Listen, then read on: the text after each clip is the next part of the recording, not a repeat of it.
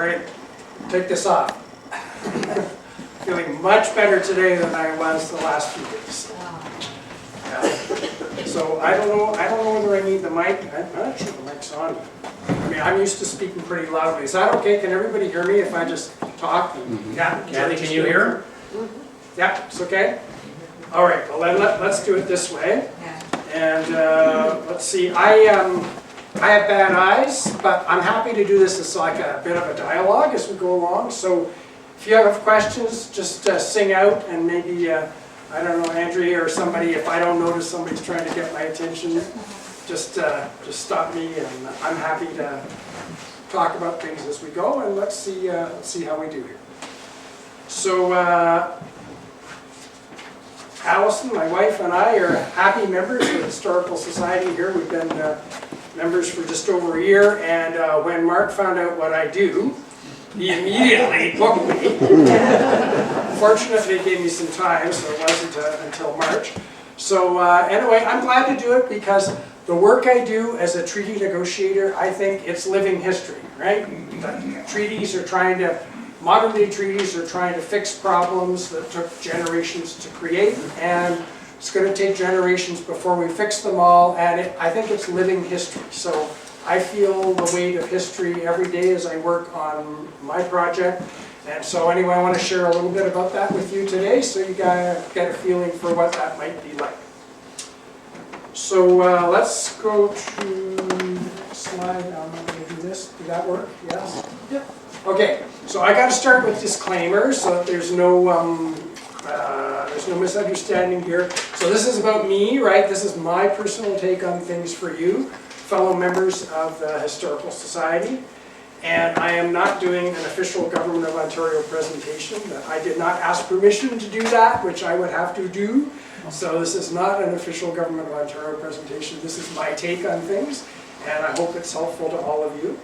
But I wanted to also be clear that I am not speaking in any way on behalf of Indigenous people, right? So Indigenous people can speak for themselves, and they will, and I understand Mark's working on trying to get a speaker for later this year or early next year, so I think that's a great thing, and so I will be talking a lot, of course, about Indigenous people and what they've done, but I can only give the perspective that I've learned after 33 years of working for the province of Ontario on these things. So, all right, so with that, let's get started.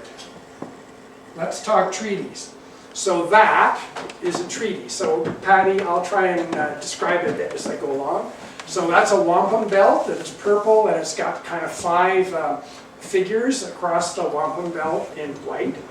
And this wampum belt is known as the Goswenta, and it is the wampum belt that indicates the agreement that brought together the 5 nations in upstate New York. That they're all, the Iroquois is how they're kind of more generally known in history, and it is 5 communities from left to right geographically, from west to east. It's the Seneca, the Cayuga, the Onondaga in the middle, the Oneida, and the Mohawks. And they used to fight like cats and dogs, and they had a terrible time. It was very rough in all their communities until the peacekeeper came, and his name was Hiawatha, and he talked to them about how they could do better if they agreed to be a confederacy and all work together instead of fighting each other all the time. And they created an agreement, and that agreement is symbolized in this wampum belt called the Hiawatha Belt. So this, I'm trying to show you, is a treaty, but there are lots of other treaties too. So let's have a look. So let's talk about what is a treaty, and we'll talk about what our local treaty is here, because we're standing on treaty land right now. And we'll talk about how treaties originated, and then we're going to talk some examples in addition to our local treaty. And we'll go from northern Ontario right down to southern Ontario, and then I'm going to end on some reflections on treaties and reconciliation. And then the wise words of the judge is going to be the closing of the presentation. So that gives you a sense of what we want to do tonight. So this is contrasting two portraits. So this is two paintings. One's off a Canadian stamp from 2001, and it portrays the Great Peace of Montreal. Oh, you know what I didn't do is time myself. Sorry for a second here. We'll get this going so I know where I'm at. There we are. So the Great Peace of Montreal was 1701. Can you imagine? So that's 325 years ago. And that was a gathering that is sort of portrayed on the stamp of almost 50 Indigenous nations. And they got together because they were sick and tired of fighting each other at the behest of the French and the English, basically. So the French governor at the time invited them all to come to Montreal. He was hoping they'd all get together and agree to support the French against the English, right? But what they kind of did was something even more interesting, that they agreed among themselves to a treaty, which is called the dish with one spoon. And the idea was that the dish is the land and the resources, and the spoon was the only way that they could all access it. They had to use the same spoon, and so they all had to get along. So while they also said some nice things to the French, so the French colonial government went away happy. They thought, well, we got to deal with 49 Indigenous nations. The really important part of it was that they stopped fighting each other on the behest of either the French or the English for a long time. So there's an example of one treaty that's portrayed here. Now, Patty, the second one is a famous painting of the signing of the Treaty of Versailles. And the Treaty of Versailles, of course, is in 1919, and it was the document that ended World War I. And of course, it had all sorts of provisions about how people were going to be able to manage the. I know you can never turn those off when you want, eh? So it had all sorts of provisions about what was going to happen and reparations Germany was going to have to pay and so forth. And so there's a real contrast, though, between the two kinds of treaties. So you see in the top one, there's the sort of this strong, sort of charismatic leader, and all the Indigenous people are dressed in their finery, and there's a French official in the background, and he's speaking, and it's oratory because it's a verbal treaty, right? So if they all agree on something verbally, they recite certain words, they remember those words, and they keep them, and that's the bargain, right? That's the treaty. Of course, in the second one, you can see that the German, that's the German official who's on the other side of the table from all the allies on the back side, and the German official is signing, and that's how treaty making works. So those are two kinds of treaties: one in the Indigenous world and one in the European world. So what is a treaty then? Let's do a little try and define it a bit more. So a treaty here, what did I say? This is trying to read off this so I don't have my back to you reading the screen here when I'm talking. So yeah, so a treaty is an agreement between or among nations, and it's supposed to be the kind of agreement that's the most binding, the most sacred, if you will. It's the highest form of undertaking that one nation can take with another. In other words, it's supposed to be not something casual, it's supposed to be a deal that can't be broken. So treaties were made long before there was the system of international law, which we have today. So today we make treaties on things like climate change, and there's the famous Montreal Treaty from 1970, right, on got rid of chlorofluorocarbons. And but long before there was a system of international law, people were making treaties, and they were swearing oaths, and they were saying these are covenants, and they were doing things to convince each other that these were deals that could not be broken. And so, yep. Oh, sorry, Jeannie. Is there any record of any Indigenous treaties being broken? Oh, we're going to get to quite a few, actually. Okay, thank you. So what do we mean here by a nation? Because I know it sounds a little bit funny when you think of a First Nation. So there is a First Nation on Manitoulin Island that has 72 members. So is that a nation? Well, Canada has 41 million people, and we're a nation. But a nation is, for the purposes of treaty making and for the purposes of international law, is a group of people who get together and who aspire to be or actually are self-governing. So they're self-determining, they're people who want to make their own decisions about how they themselves are organized and how they themselves are going to live, and that they make their own laws and their own rules for how they're going to be. So a treaty is an agreement between these entities, nations, that's supposed to be of the highest quality so that it can't be broken. So it's made on the most important issues. So we talked a little bit about the Treaty of Versailles. I mean, the founding of the United Nations Charter is another treaty on the contemporary sort of international scene. And there are a number of indigenous treaties. We talked already about two from the Iroquoian Confederacy.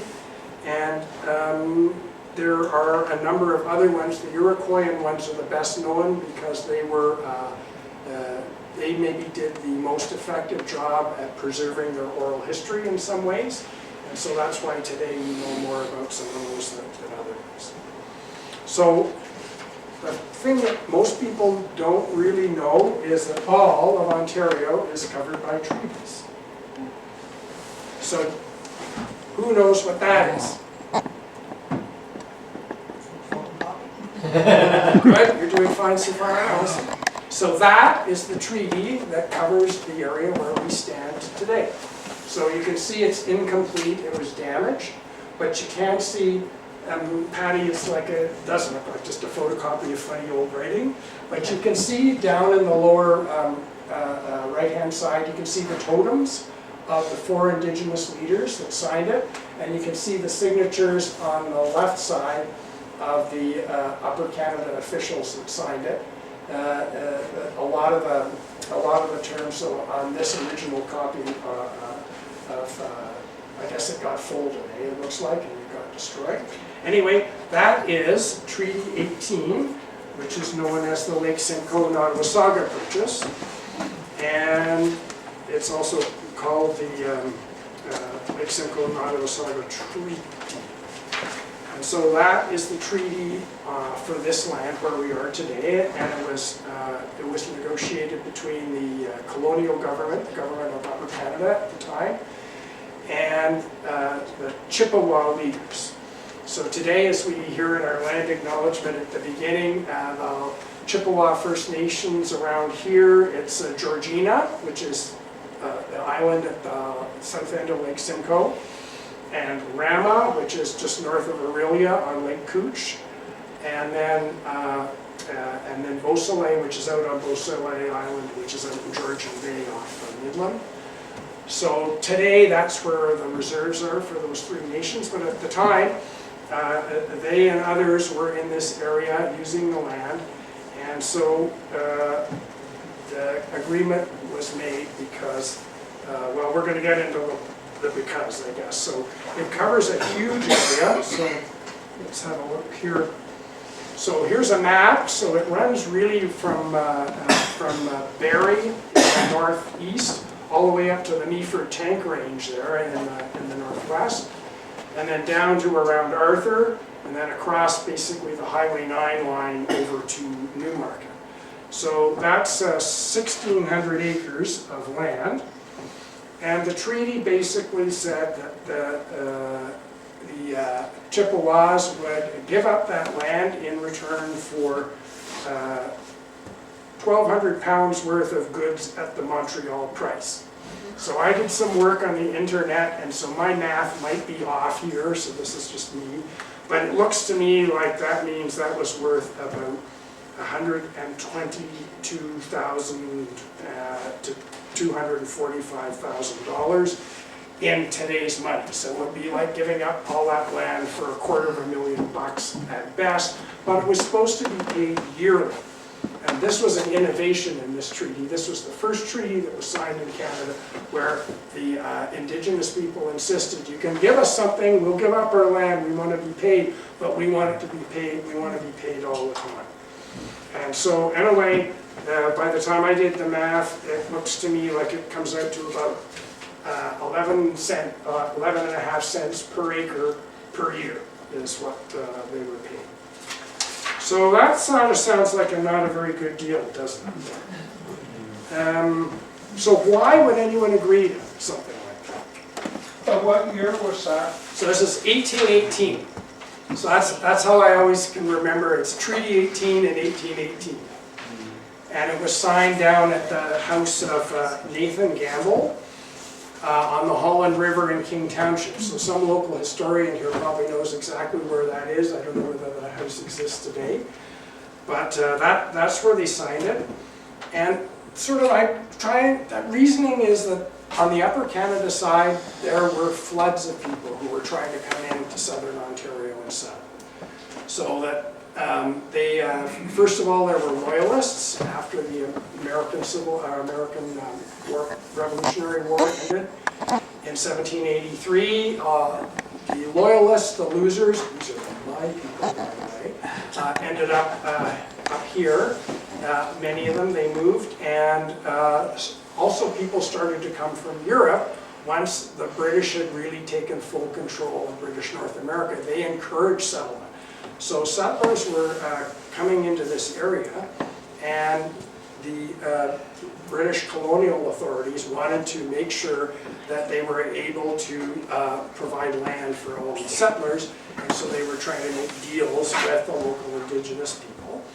And they were also trying to ensure that there weren't going to be tensions between the indigenous people and the non-indigenous people, because people would come and they would just take land often, and they didn't seek authority, they didn't try and negotiate anything, they just grabbed what they could because they thought it was just open land that was there for the taking. But for the indigenous people, they were hunting, fishing, gathering, they were using all that land for sustenance and for commercial sometimes value. And so to try and minimize those kind of clashes, the government of Upper Canada in the day was trying to negotiate treaties. So on the indigenous side, why would they agree to some kind of deal? Well, they could see the number of people who were coming into lower Upper Canada, as it was then in southern Ontario. They could see the pressure for settlement, that when people came, they wanted land because they wanted to be able to work land so they could grow crops to feed their family and to make some money and to thrive, to build towns, and they wanted to build roads and so on. And all this was taking up land that indigenous people used to hunt, fish, and gather. And so while it wasn't probably their first choice of things to do, that many of them finally decided there were so many newcomers here that it was better to make a deal of some kind. So they got something for their land, and they tried to protect their ability to continue to use the land as much as they could. So I'm going to get into that a little bit more when we talk about some of the other treaties. But it gives you a sense of what was going on here for Treaty 18. So this was a deal that, by the way, they were also asking for European technology in this treaty. They didn't get it, but apparently it was one of the main things that they asked for, was that there would be medicines and medical help. So this is the camp. This is a sketch, Patty, of the camp of Chief Yellowhead, who was one of the main spokespeople for the Chippewas when they came to make the treaty. And this is the Holland River, and his Chippewa name is Muskogee, which is of course where Muskoka comes from, right? So he was a very well-known individual.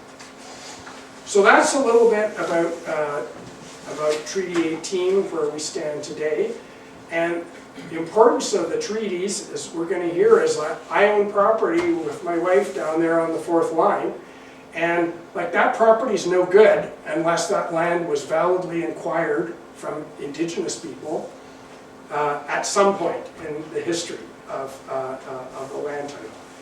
And so without Treaty 18, my deed's no good to my farm on the 4th, right? So that's the kind of importance that we're talking here in the law. So we're going to explain that a little bit more by looking at the evolution of treaties here. So let's go to how do we get the treaties? So, first non-Indigenous people who came to North America were explorers, so that's Leif Erikson in 998 and Jacques Cartier. So he's in Newfoundland, along the coast of Newfoundland, and he touches base in Nova Scotia, and then goes a little further south. But he was just scouting it out, right? He didn't want to stay, and it was the same for Jacques Cartier. So Cartier comes in 1534, and he lands first in Gaspé, and then he stops a few places up the St. Lawrence River, and talks to the Indigenous people he found there. And but again, he was not interested in staying. He was kind of checking it out. So they were checking it out because they were, as we would say back then, gentlemen adventurers. And they were explorers. It was exciting, but also, of course, they were scouting for wealth, right? Is there any wealth that we can find? And they were also doing it for science. What's the world like? This is the new world. How do we understand things better, the geography of the world? So they had no interest in settling, and that's what makes the difference with what happens next, which is you get the first people trying to settle. So that's 1608, Champlain, near Quebec City. In the U.S., it's down, it's a tiny bit later, I think it's 1613 or something, at Roanoke in North Carolina. And those people come, but they're not explorers, and they're not scientists, they're not adventurers, they're looking for new land and a new place to live. And that changes everything, because as soon as they want to stay, and as soon as they need land to be able to live off, to stay here, and that takes away land from the people who are already here, who are using all that land, so that they can survive.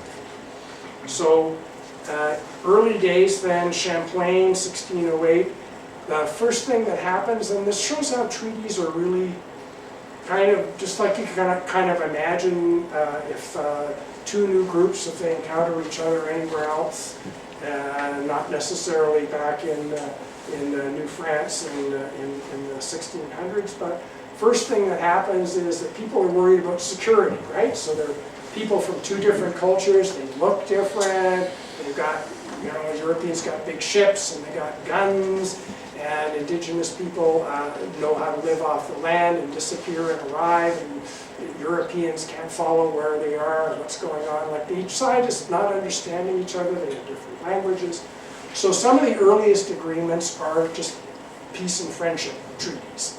So are these really full-fledged treaties? No, not really, but they're undertakings, they're understandings between the groups of newcomers who are coming to try and stay and the people who are already here. And they're, I won't hurt you if you don't hurt me. And then as things get a little more complex, it becomes alliances. So let's say there's 5 indigenous nations and 2 non-indigenous nations, so then people try and make alliances with different groups of people in order to help their own security. So all these early first treaties are about security, and this also includes food security, right? So when Europeans first came to North America, they didn't have the understanding of how to grow things here, so they brought some fancy military technology and some fancy transportation technology in their ships, but they didn't know how to grow things, they didn't know how to live with the land and in the climate here. And so they had to learn all that from indigenous people, and sometimes they made bargains of that. So we'll provide you with pots, say, which is was superior European technology for cooking, but you show us what's good to eat. And so those are the basis of these early sort of peace and friendship kind of, in quotation marks, treaties. But as time goes on, you turn from just wanting to survive to actually wanting to do some commerce. And so, of course, the big thing in Canada, anyway, in upper British North America, was the fur trade. So that they started to make agreements, the newcomers from Europe, so that they could trade for furs. Because that was the value that they were getting from having come here. And so, as soon as they do that, then that also requires then sometimes military alliances, because certain fur trade routes were supposed to be to certain kinds of areas and to certain traders, and they needed security from other traders being able to raid them. So the deals got more and more complex, and as Europeans took more and more land that they needed to sit on to be able to survive and to farm and to grow crops, there became more and more pressure for there to be agreements on how that land is going to be used. So this long period, this includes the Great Peace of Montreal, that I mentioned before in 1701, and all the early treaties. And things change when General Wolfe captures Quebec, and French lose, excuse me, I said that backwards, when the French lose the 7 Years' War. So now the British, through the Treaty of Paris, are in charge of all of the eastern part of North America and northern part of North America. And they want to bring in a stable administration that they can use so that there will be peace among the people who are there, the settlers and the indigenous people, but they also want to be able to manage it so that it brings resources to the British Empire, right? So they want rules. And so what they do is they create something that is called the Royal Proclamation. So in 1763, King George III makes this Royal Proclamation. So this is a map of the area of the Royal Proclamation, and it basically runs down the east side of the Appalachian Mountains. So from New Brunswick all the way down to Georgia. And you can see inside that area on this map is, I'm colorblind, but that's probably red, right? Yeah. Yes. Okay, so there's the 13 American states. And then behind that, it says here Indian Reserve. So that's the Indian Territory that that American colonists were not supposed to cross over that line into Indian Territory without the British government making a deal for the land.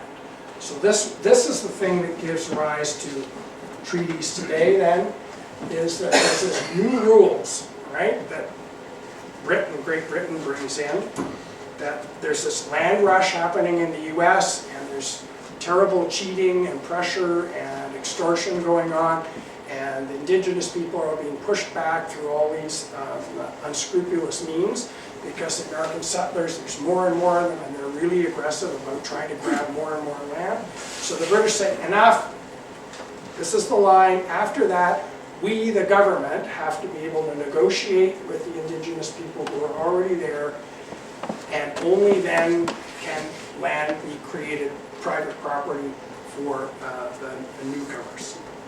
And so, in the way that this is expressed sort of in Canadian law today, it's only the Crown can take up indigenous land. So this made a huge difference, because under Canadian law, well, under British law at that time, there could be no private claims to all this indigenous land. It was putting a stop to this big land rush. So this was a great idea, but it didn't work out very well in the US, because 15 years later, of course, the Americans revolted, and once they threw off their colonial yoke and became self-determining, a self-determining nation, there was no longer, they weren't subject to the Royal Proclamation. But up here in Canada, of course, we stayed with the British Crown and the British government, and so the Royal Proclamation is Canadian law to this day. It's still active. So you can see then that, whoops, backwards I think. We want to go here. So by the late 1800s, there are these waves of immigrants that are coming, as we mentioned when I talked a bit about our treaty here, Treaty 18, in southern Ontario. And by the early 1800s, you get not only pressure on land for just local settlements, but for actual commercial agriculture. So it's bigger parcels, more land, so you can grow more crops and sell them for commercial purposes, not for just staying alive on the land. And There's also people discover the value of trees, so particularly the British Navy was very interested in the big trees in Canada. And so the Ottawa Valley was the big source of masts for British ships in the British Navy over the years. And and then in 1849, copper is discovered just east of Sault Ste. Marie. So suddenly, oh, there's minerals. And that's the first time that anyone had discovered any minerals in the area that's now Canada that was actually worthwhile mining and exploiting. So there became a need to grab land to do all that. These were land-based activities, just like settling. So that meant negotiating treaties. So there were a whole lot of treaties got negotiated in the first half of the 19th century. There were zillions of them. In fact, there were. So here's a map that shows, and there's about 45 of them in southern Ontario. Ontario has, I think, 49 treaties. There's 4 big ones at the top. We'll talk about 2 of them in a few minutes. But then there's a whole ton of them that are just crammed in the bottom. And the colonial officials got busy negotiating treaties, one of which was our Treaty 18 here in New Tecumseh and West Gwillimbury. So at Confederation, the treaty picture got complicated because a federal and provincial government was created. And the fathers of Confederation, in their great wisdom, split the treaty responsibility, that they gave powers over Indigenous matters. They kept that for themselves at the federal level, but provincial governments were given responsibility for the land and resources. So that meant that from 1867 onwards, provinces had to be involved in treaties because it wasn't federal land to negotiate away anymore. It was the provinces had to make sure that there were treaties before that they could create private property and sell off the crown lands. So Ontario's boundaries kept growing. They grew into what's boundary of Manitoba in 1889, and then we absorbed what was part of the Northwest Territories in 1912. And so those also required there to be new treaties. And so the last treaty that was negotiated in Ontario was in 1923. And that's the Williams Treaties, and it's near here. It's in southern Ontario, and it was to correct, there were certain gaps in some of the treaties where you saw the little one for Treaty 18, even there's a lot of vague things and people weren't quite sure what was covered by what. So the Williams Treaty was kind of a clean up this treaty situation. An example of a treaty that needed to be cleaned up was the Gunshot Treaty. So who thought this was a good idea? That we'll surrender all the land as far as you can hear from the shot of a musket. Bam! So that was in the area between Cobourg and Brighton, along Lake Ontario, the Gunshot Treaty. So anyway, the Williams Treaty was required in 1923 to kind of fix all that up, right? Because it was a mess. Can you say what the federal responsibility was? Because it sounds as if it's all the provincial authority over treaties now. Well, it's that the indigenous people and their rights and administering their affairs is federal. Administering public or crown land, as we call it in Canada, crown land and crown resources is provincial. And so you need both of those things together in order to be able to work through a treaty. So, just a little bit of modern history. So the modern history of treaty starts when Quebec sees all the potential for power in northern Quebec. And so they reached the James Bay Agreement with the Cree in northern Quebec in 1970. And that starts a whole modern flurry of treaty making, started not only by the Quebec realizing that there were resources here and they needed to make some deals to exploit those resources, but by what happened in the law. So this is a big subject and your eyes can start to cross pretty quick if you go too deep into the law here, but let's say in 1973, The Supreme Court of Canada finds in a British Columbia case called Calder that in fact Indigenous people do have a common law right to own the land where they originally have been sitting, where they came from and where they have been using and occupying that land. And this was, so there's no legislation that brought this in by any government. This was a finding of a court based on Canadian legal principles, and that they found that there was a common law right that Indigenous people could have a special kind of ownership.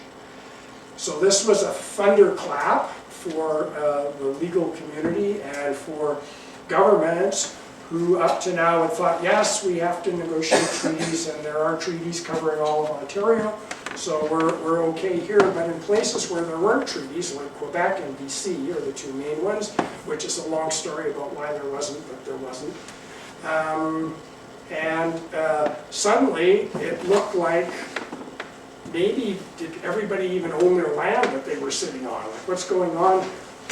So there were many years of jurisprudence of government and Indigenous people litigating these kind of questions from 1973 until today. That there was a big decision you probably read about just before Christmas out in BC, right? And the Cowichan decision. And so we're still trying to figure it out. And you know, the irony is governments have never really stepped in and tried to pass laws to organize all this and to straighten it out. That they basically stood back and let the courts keep making decisions, and so the courts make decisions, and then governments have to react, and Indigenous people have to react on their side. So far I would say the decision's about 95% in favor on the Indigenous side, but government wins a few, but it's really been the courts that have defined and expanded the notion of Aboriginal and Indigenous rights. Is this, they've all gone to the Supreme Court level? Yeah, lots of them, all of the courts go to the Supreme Court. Yeah. So Canadian law has, as it evolved, says that you have to negotiate treaties where there aren't any. That governments have a duty to try and negotiate treaties where there aren't any, to fill in, if you will, the gaps. And it also says that the honor of the Crown is at stake in these negotiations. So they have to be negotiated honorably by the Crown. And the court has also said that if the Crown fails, or if there isn't a treaty where there should be one, that there are some really serious penalties in the law for not doing so. So we're going to talk about that a little bit in a minute. What happens if the First Nation declines to negotiate and just says this is our land?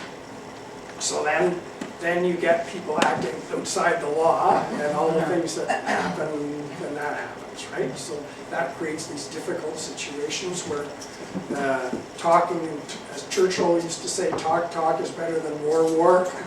And so we've always in Canada found a way. But in the United States, of course, they didn't. Treaties are not, they have treaties, but that hasn't been their way forward. That they just used guns, and that's how they got all the land on the other side of the Appalachians. Okay, so let's move on here to some examples. So this is my favorite picture of treaty making. So Patty, this is a flotilla of canoes that's coming into Long Lake, which is north of Sault Ste. Marie. And there's, 6, 8 canoes, and they're flying huge flags, and it's a little hard to see in this picture, but according to the diary of the treaty commissioners, that they're all dressed in their finest clothes. So we're in 1906, and this is the signing, this is the treaty commissioners coming to get the signatures on Treaty 9. So Treaty 9 covers 2/3 of the province of Ontario, covers from the height of land up to James Bay and Hudson Bay. So that's 2/3 of the lands of the province. And that's drained by the 5 mighty rivers that drain northward in our province. And so It was an enormous undertaking in 1905 and 1906 to get about, they had to get about 23 signatures, I think it was that round. And then when the rest of Ontario got added, when that became no longer part of the Northwest Territories, and our province went all the way up to where it is today, then in 1933 and 34 they had to go back and get signatures on the treaty from the other 24 or 25 First Nations. So it was quite an undertaking. And so this shows the treaty flotilla is arriving, and it was a sense of occasion for them, right? So the treaty diary says they stopped around the corner, down the lake a bit, and they all put on their finest clothes, and they unfurled all the flags, and they set them up so that they would arrive in style when they came and arrived at the Long Lake First Nation on Long Lake. And, but there was a reason for doing that, because this was a very solemn thing that they were there to do. They were there to accept the local groups of First Nations signatures on a document where they were going to say, we will give up our exclusive rights on this land, we will agree to share this land with you. So this is where some problems start, because their notion of sharing the land with us and the government's notion of sharing the land turned out to be really different. So we're going to talk about that. But it was a momentous occasion, and that's why they arrived with all the fanfare. And you know, they would when they got, whoops, I was in that place. When they got to the First Nation, that there would be a big feast the first day when they arrived, and then the next morning they'd get up and they would read the terms of the treaty out. Where am I? They would read the terms of the treaty, and then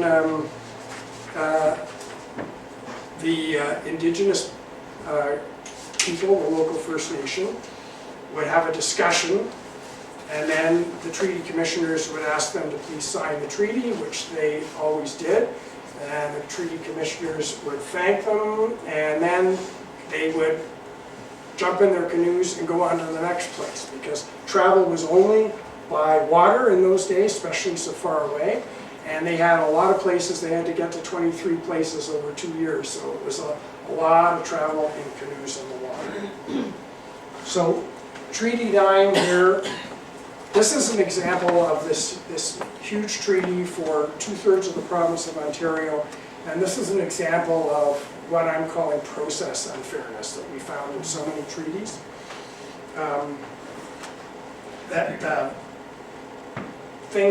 The treaty text was written before the talks even started with the local First Nations, so it was written back in Ottawa. They would negotiate back and forth with Queen's Park, because by this time the province had to be there too. So one of the 3 treaty commissioners was a provincial appointee, and there were 2 federal ones. So they already come with the text. So this is basically a take it or leave it deal for the local First Nation. They all had to agree to the same terms, so it didn't matter, like these are 49 really different communities with different needs and wants, but they all had to sign exactly the same thing. And the text was in English, and most of them didn't have translators, so the treaty commissioners, of course, had brought translators along. And so it's a mix of Cree people and Ojibwe and Anishinaabe people, or Ojibwe people, as we used to say. Yes? So there was obviously, I guess not obviously, but I assume that there was intent, a dishonorable intent, perhaps, on the side of the settlers. If they both looked at land ownership differently, they would know how the Indigenous peoples looked at saw the land deal or treaty, and they would deliberately not come to terms with it. I would say, Patty, that the decision makers on the government side didn't know about how Indigenous people looked at the land and felt about it, and they didn't really care. It was about getting the land freed up so that settlement could happen. Some of the people who worked for the government would have understood very well because they would have been out there on the land and they would have known, but they weren't the ones making the decisions. Yeah. So what else? Another thing that made this a tough one too was the treaty negotiators were on a tight schedule, right? They had to get, whatever it was, 12, they had to get 12 First Nations to sign it, and up north the water was only running for 3 months, so they had to move right along. And so you can imagine, that there was really not much legitimate choice for communities. It was quite a unfair process. And I'll tell you a little story. So I went up to Treaty 9 when I was a senior government official, and I went into a meeting to talk about Treaty 9 today with the Grand Chief and some of his officials. And so I was there, and I had about, it was sort of like the Treaty Commission, I had about 4 or 5 of my guys, he had 5 or 6 of his guys, and so we sit down on opposite sides of the table, and so we have opening prayer, opening comments and all that. And then he says, okay, Doug, well, let's get right down to it, so here you go. So then he passes out to us a big piece of paper, and it's written in syllabics, which is the way that the Cree language is rendered. It's a phonetic language. And he says, so here's the deal. This is the deal I want us to agree to today. And basically it says that we're going to cooperate and share on the land, and that everything's going to be fine. So here's a pen. You just sign that, would you? So anyway, I'm looking at him, so I'm looking. So about 10 seconds goes by, and then he starts laughing. And he said, Doug, the look on your face was priceless. He says, I think you got the message. And I did, right? I mean, what can you say, right? Face to face. So anyway, that's a little bit about Treaty 9. So let's look at another treaty. This is the Robinson-Huron Treaty. So this map shows the area. So it's underneath Treaty 9, south of Treaty 9, and it goes from about North Bay all the way over to Sault Ste. Marie. And anyway, this was a treaty that was negotiated largely because of that copper that I mentioned that was found east of Sault Ste. Marie. So it was signed in 1850, and it covered 21,000 square miles of the north shore of Lake Huron. Excuse us, sir, we have to come home. Okay, thanks for coming. Very interesting.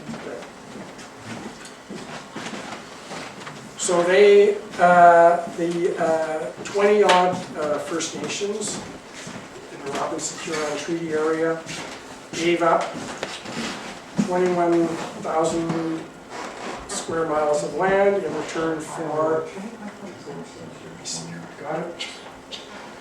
In return for about $1.70 a person. And the idea was to be that as resources were taken off the land, that they would, as $1.70 per person per year, I'm sorry, it's much more valuable than $1.70 a person per year, and the price would rise, right, as to compensate them for the value of the resources.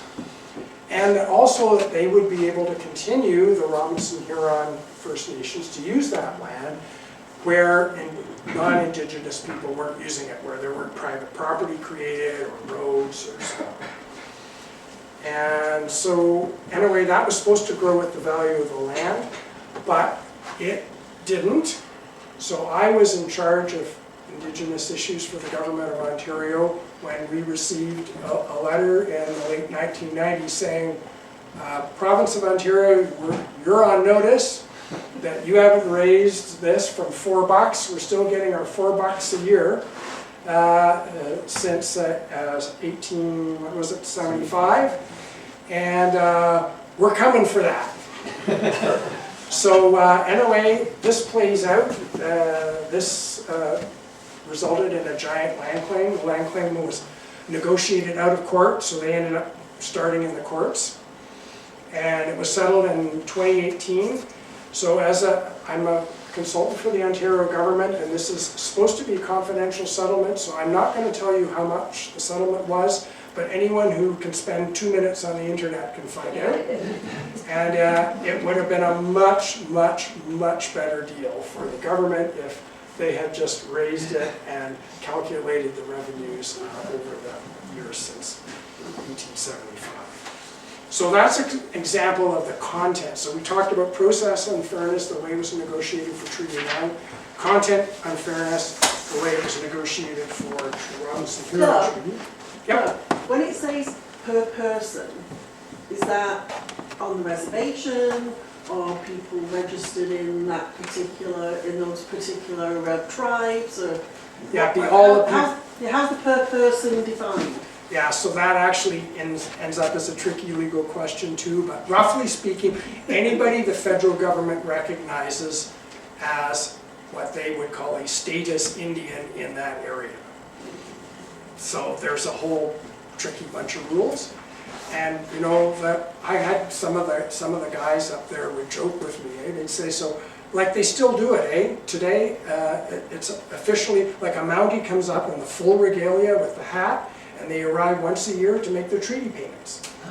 And so you come and you and your, let's say 6 members of your family, and you go and you line up and you get your 24 bucks. I mean, this was until it got settled, right, recently.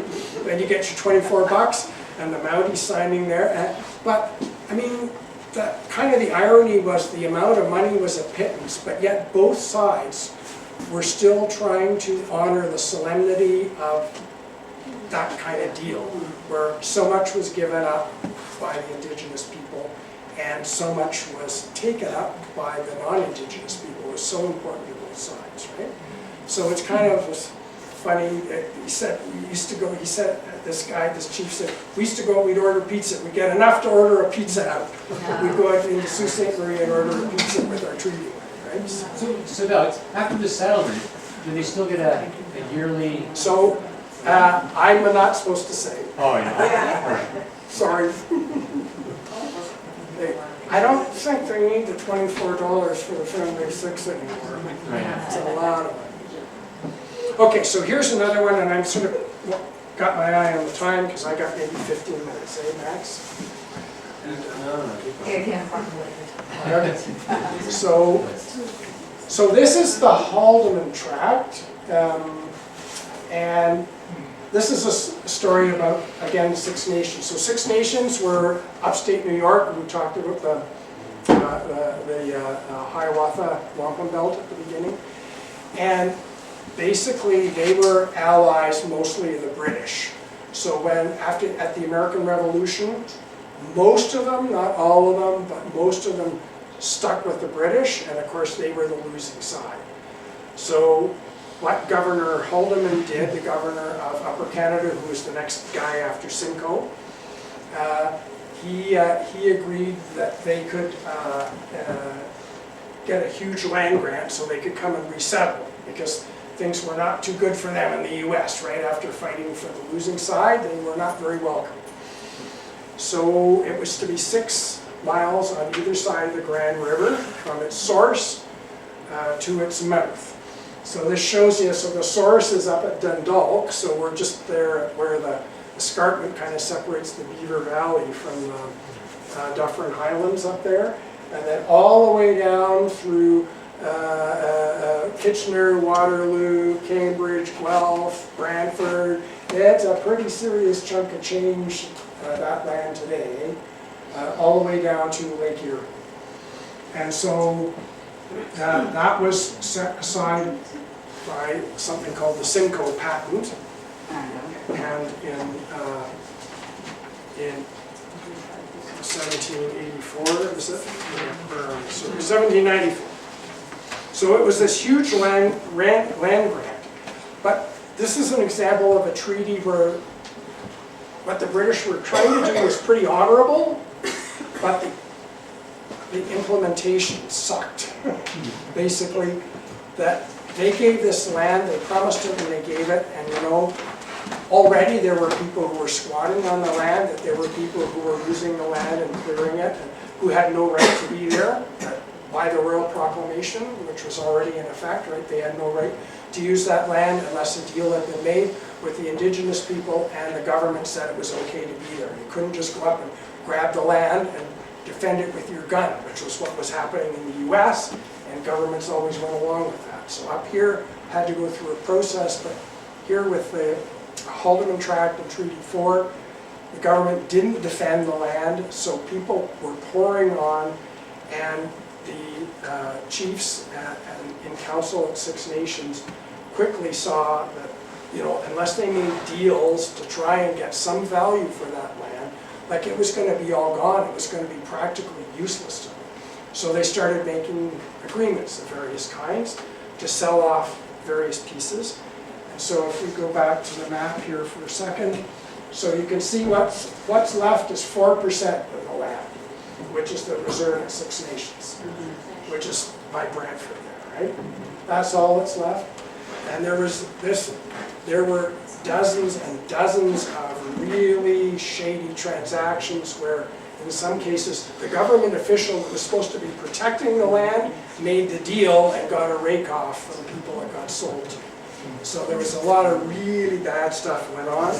So today, of course, what do we have? Well, we have 27 different land claims from Six Nations to try and straighten out the mess, all the things that are owed from all the bad things that happened around the treaty that has been not honored here. And only one of those 27 land claims has been settled. So there's an example of implementation.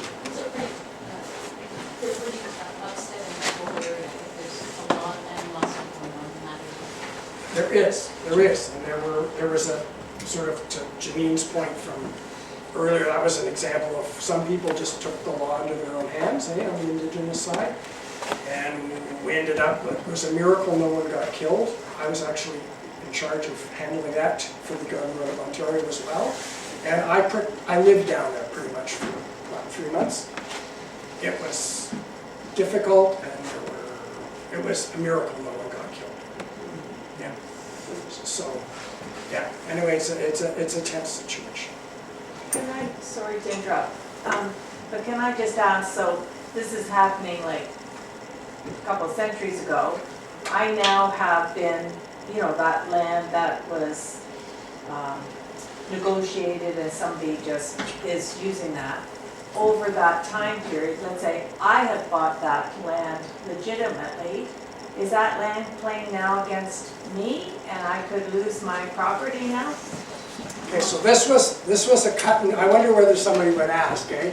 This was a cut and dry answer was, no, you will not lose your property if you have title to your land in Canadian law, whoop, your title's good, right?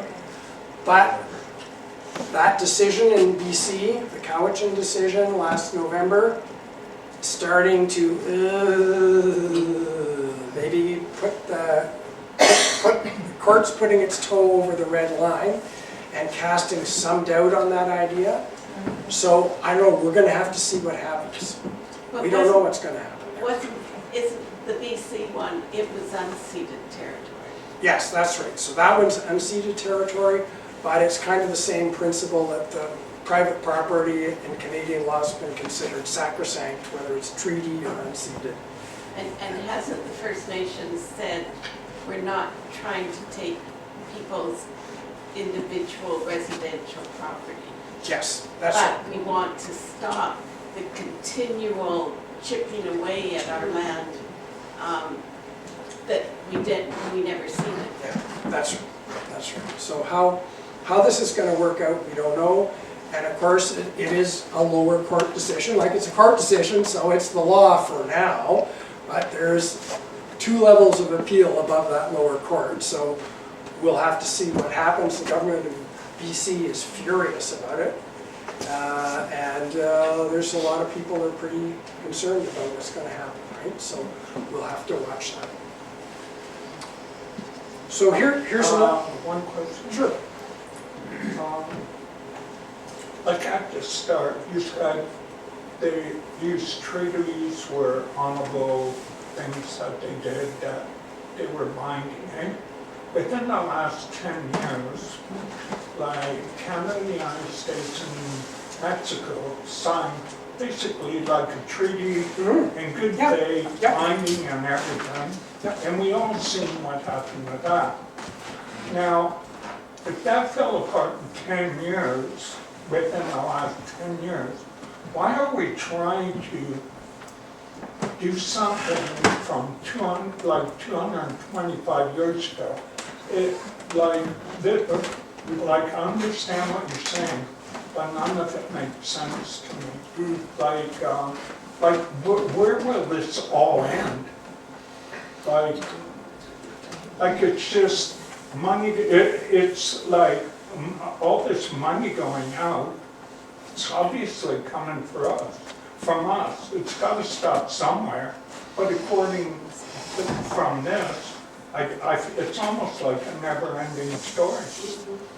I don't think it's going to be never-ending, but it's going to take a while to work through all the issues, right? I mean, that's kind of what I was saying at the beginning, and it's what I'm going to say at the end. You know, we spent generations creating a mess. It's going to take generations to pick it back, set it all right. I mean, Canadian, like the courts have already decided that we got to do something here. And so governments are trying their best, sort of step by step, working with Indigenous people to pick off the ones that you can manage the best and make the best deals that are consistent with the legal principles and as fair as possible.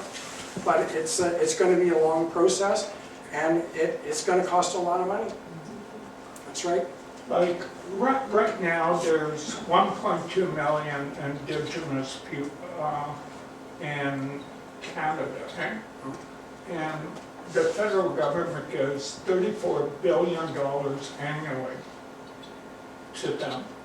And like, I don't know, we do that, plus all the other things that they get, that we don't get.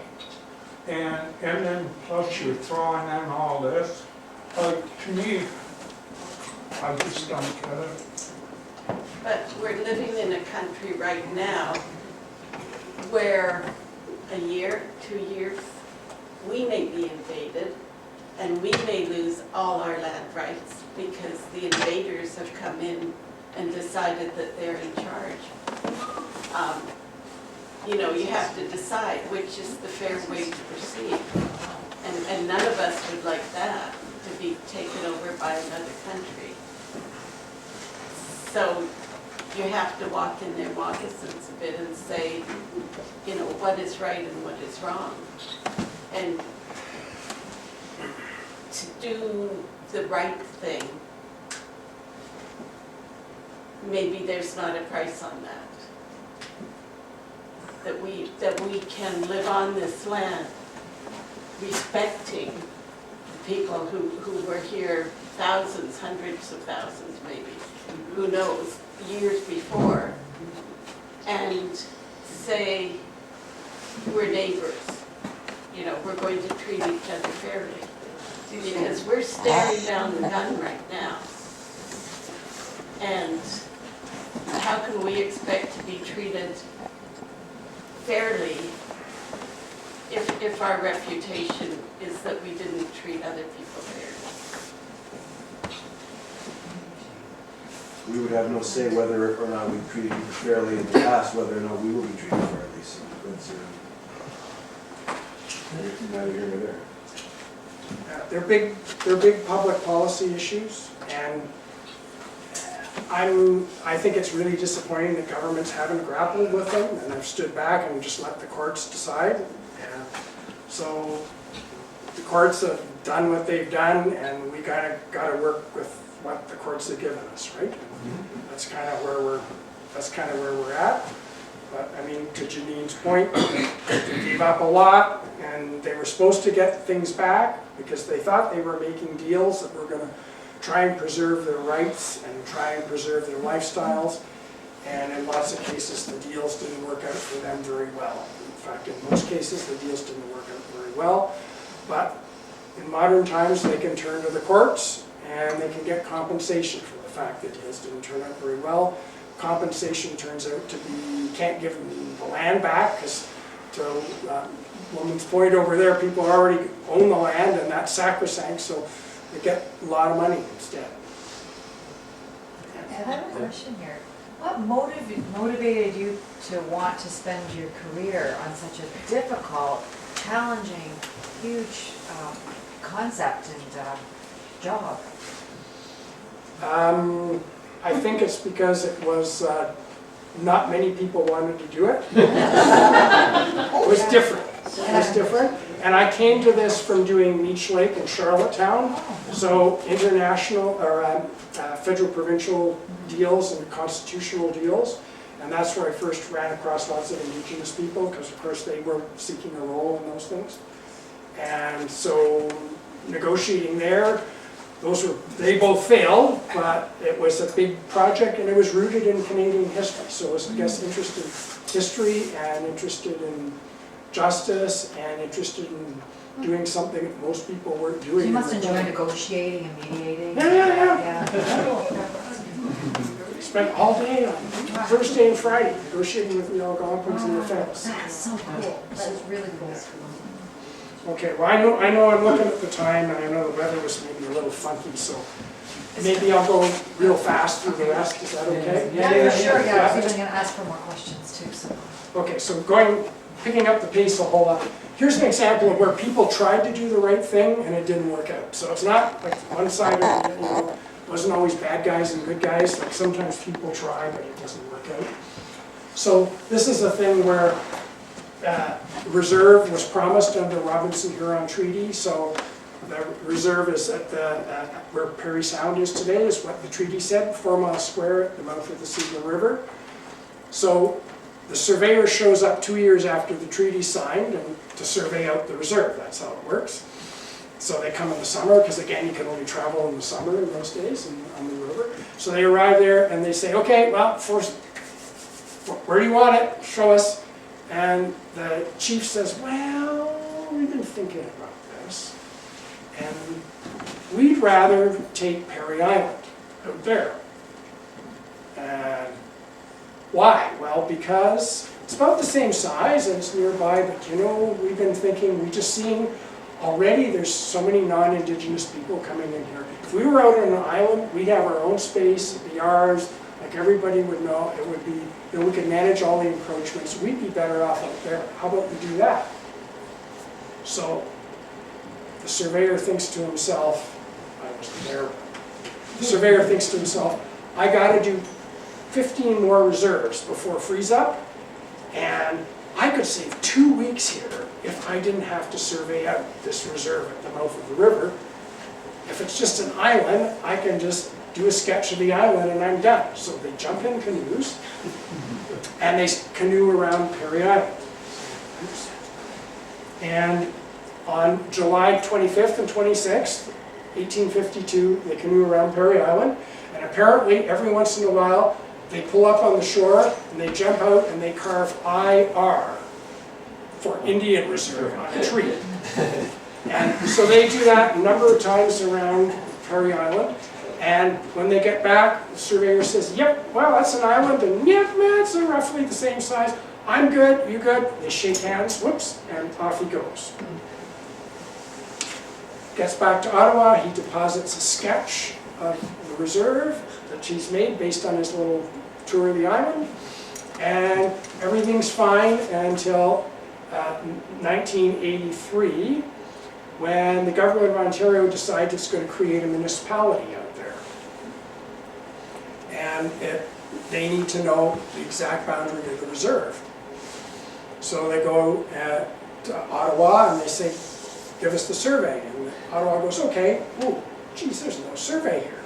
It's just a sketch. Well, we'll take that. They take that. Well, you saw Perry Island, like this is another sort of form of sketch. There are tens and tens of thousands of little islands all sprinkled around here. And water levels fluctuate in Georgian Bay. So what's attached to Perry Island and what isn't? And there's, the Americans dug a big trench near Chicago in the 1890s to help add extra water to the Mississippi River. which was going dry. So of course that lowered the water level, so suddenly way more things are attached to Perry Island than were before. But then there's also something else, which is the coolest thing I think I ever learned as a civil servant, was about isostatic rebound. Does anybody know what isostatic rebound is? It's, the land is actually a bit spongy, and there was nearly 2 miles of ice on top of this land for tens of thousands of years, and it crunched it down. So today, the land is rising by 1.5 inches a year around here. Can you imagine? So of course nobody knows this because all the land's rising together, but this plays havoc with water levels and islands, is what I'm saying. So in other words, we ended up through doing something that's practical and has worked out very well for the Wissahickon First Nation out on Perry Island today. There's still this land claim because there's all these people bought cottages and the government created private property all around there on land that might actually be part of the Indian Reserve, or is it? And nobody knows. The question is, what was attached to Perry Island? What did Perry Island look like on July 25th and 26th, 1852? So that's another land claim. It looks like a bird. I don't fully understand. I mean, Perry Island, I've been there many times in the 80s. Yeah. And there were a bunch of cottages that were leased land, not Well, they private have- property. So Yeah. I'm not sure where these private properties are. So they're on what the government thought were islands today around Perry Island. Okay. Yeah, they do have a whole bunch of leased cottages, you're right, on the kind of the mainland of the Okay. island, but this is the adjacent islands today Okay. that maybe weren't islands back then, is the question, right? They were attached maybe back then. Okay. Okay, so this is the one I'm working on. This is the Algonquins. This is Algonquin territory. And the Algonquins is an example of what happens when you leave somebody out. So the Algonquins, the short story, you could see their territory in Ontario and Quebec. They hunted and fished 2 or 3 seasons of the year. And then after there was a settlement established in Montreal, they would come down to Oka and they would trade, they would find mates, they would get religion, because by then a number of indigenous people became Christians of various sorts. And so they would summer in Oka and then they go back on their hunting grounds for the rest of the year. So what happens is the Algonquins made 26 different petitions asking to please have some land set aside for them. They say everybody else is getting a treaty, where's ours? And so the federal government said, well, come on, Ontario and Quebec, what are we going to do here? Quebec said, well, they're Ontario Indians. They winter in Ontario. And Ontario said, no, they're Quebec Indians. Like, they summer in Quebec. And so, as a result, that led to the only claim that there is a treaty that has not been negotiated in Ontario. So there's one treaty that has never been done, that's left out, the only present day treaty, and so that's the treaty with the Algonquins. And that's what's under active negotiation and has been since 1991. They're not actually asking for much money though, are they? What are they asking for? Like land, like So they, mineral rights, or what So- are? so they've asked for a fair bit of money. So there was an agreement in 2016, Yeah. public agreement, so this is all public information, for $300 million and about 120,000 acres of land. But they're very interested in being part of the decision-making across their whole territory. So in Ontario, their territory looks like, that was the signing ceremony for that agreement.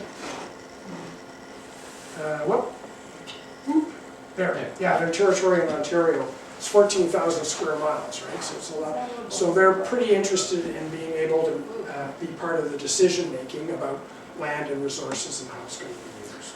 When say you make an agreement with any, say if you made it with the Algonquins, okay, would X number of dollars go into just one account?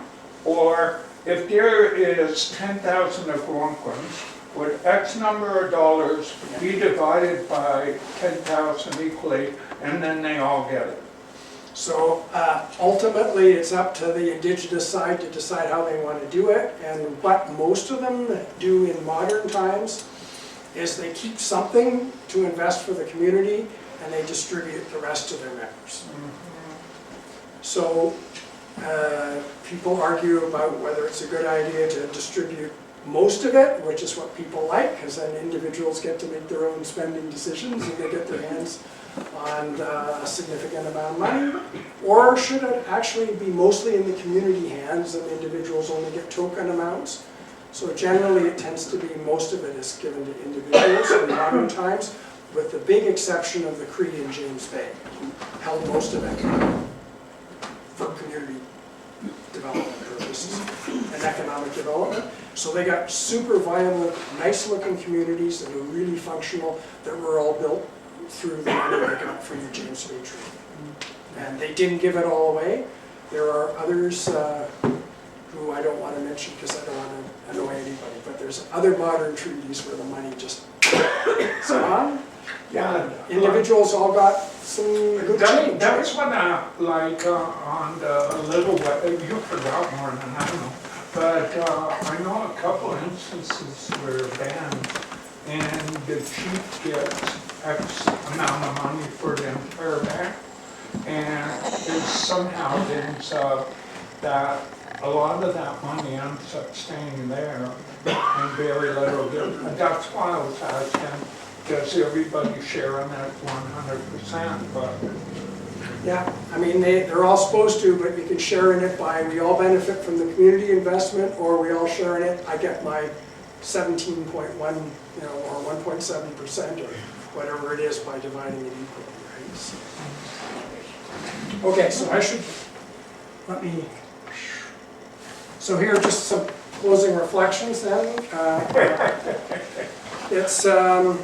So, I mean, I've said a couple times, it took generations to create this. I mean, people were trying, Indigenous people were trying to protect themselves, and governments were trying to avoid problems. They were trying to avoid the kind of things that happened in the US where so many people were killed and there was so much fighting. But, often the deals weren't all that good. And so we ended up with substandard things from a process perspective, as I said, from a substance perspective. The implementation was sometimes terrible, even if it was a good deal. So we're trying to fix that. It's going to take a long time to fix it. But each time we do fix one, we buy behind another historical milestone. And it's living history in a way, right? These problems were created in history. When we solve them, we create another milestone and then move on to the next one. So I don't know, I see this kind of history in action. I mean, under Canadian law, Indigenous people can litigate and have litigated very successfully in many cases, but it's always better to negotiate, right? No judge is going to come down and walk the land and learn how to fashion agreements that will deal with the injustice, but won't create new injustices for non-Indigenous people who have to live together. So that's what we're trying to do in the Algonquin case, is everybody's got to live together and you're trying to not create new injustices to solve the old ones. And you can do that way better through negotiation than a judge using legal principles to come up with a deal in their courtroom. So, negotiating is kind of a mix of this ethics and politics. Like, you got to be realistic and pragmatic, but at the same time, you're held to this high ethical standard by the court. The honor of the crown is at stake. So, in theory, I'm representing the king when I sit down with the Algonquins, right, making an agreement. So, relationships, as you can imagine, is the key thing, right? So you work really hard on your relationships. And it's Canada and Ontario are at the table, right, in almost all of these claims. And so you got to have a good relationship with your federal colleagues if you're a provincial guy like me. And, you know, it turns out that unless you do a lot of public consultation, you end up with deals that have bad impacts on non-Indigenous people, unless it's just money, right? That's different if it's just about money. But as soon as it has a land component, you gotta do extensive consultation. And then if you get to a satisfactory result, as Senator Sinclair said, you know, we're all treaty people, we're all affected by treaties. I mean, as I was saying at the beginning, Allison and I were treaty people because we got title to that property down on the 4th line, right? So we're all treaty people in some ways. And the concept that's sort of been key for the Supreme Court of Canada is this idea of reconciliation. So Indigenous people have rights that are different from every other Canadians. Non-Indigenous people have rights too. And how do you reconcile those two sets of rights? And to woman's point, what's your name? Chill. Jill, thank you, Jill. To Jill's point, I mean, it's not on the backs of individual property owners to fix this. This is about governments fixing it. And so the government's got a duty to get out there and fix it. And the highest form of reconciliation is negotiating a treaty. And so my favorite treaty line is the ending of a very famous decision. I'm not a lawyer, that's why I always get court cases wrong.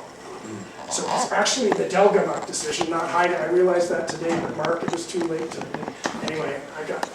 But, I mean, that was the judge in this last line of this 400-page decision. But, you know, to me, that's the pragmatic truth. That people were just trying to get along ever since, you know, Leif Erikson and Jacques Cartier, and they've still been trying to just get along today. And treaties are the way that you make that happen in Canadian law. So I went over my time. Wow, what an absolute